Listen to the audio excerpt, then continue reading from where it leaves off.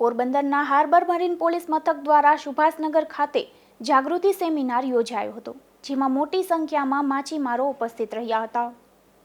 Porbandar police અધિક્ષક ભગીરથસિંહ જાડેજા દ્વારા coastal એરિયામાં ગુજરાત મત્સ્ય ઉદ્યોગ અધિનિયમના કાયદાનો ભંગ કરી ટોકન વગર, રજિસ્ટ્રેશન વગર, ટોકન સમય મર્યાદાનો ભંગ તથા ગેરકાયદે પદ્ધતિથી જેમ કે લાઇન ફિશિંગ, ઘેરા ફિશિંગ, લાઇટ ફિશિંગથી માછીમારી કરતા શખ્સો વિરુદ્ધ કાર્યવાહી કરવા તેમજ કોસ્ટલ સિક્યુરિટી સબબ સરકારી બોટ દ્વારા સખત દરિયાઈ પેટ્રોલિંગ કરી બોટો ચેકિંગ કરવા સૂચના આપી છે અને તે અંતર્ગત દરિયાકાંઠાના વિસ્તારમાં ફિશરીઝ એક્ટ હેઠળ ગુના નોંધવા ડ્રાઈવ રાખવામાં આવી છે.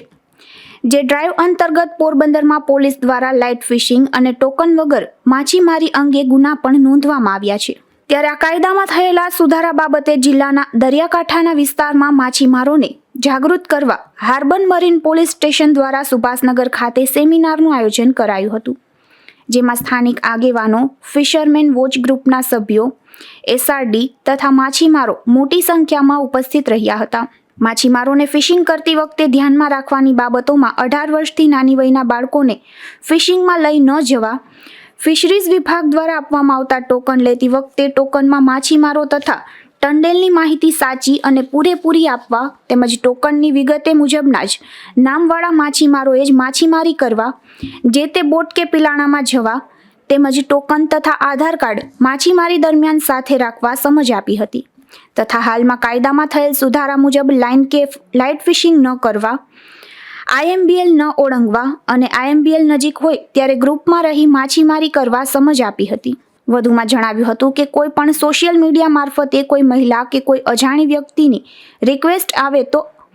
અને મહિલા દ્વારા કોઈ પણ પ્રકારની લોભ લાલચ આપી દેશની સુરક્ષાને લગતી કોઈ પણ પ્રકારની માહિતી કે ફોટો વિડીયો માંગે તો તેવી માહિતી ન આપવા